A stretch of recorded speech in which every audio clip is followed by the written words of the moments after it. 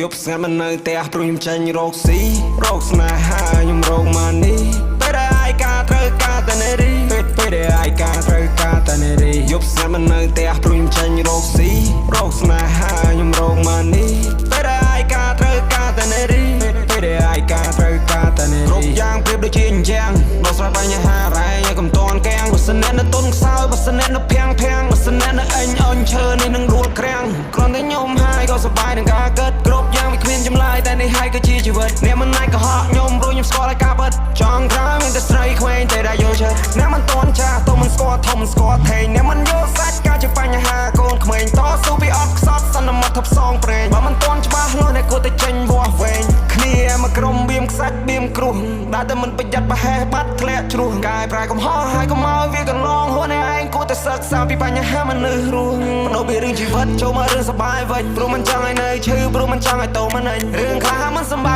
កុំធ្វើមកវាដូចចំណេញដឹងហើយថាមិនចំណាមិនព្រមដកចាញ់នេះយើងលុយចង់លេងនឹង Superstar នេះយើងចូលមកនឹង100ដុល្លារនេះយើងផឹកស៊ីសប្បាយហឺហាយំនេះដើមមកអនដែរទៅពិសេសកុំខ្លាចអ្នកណា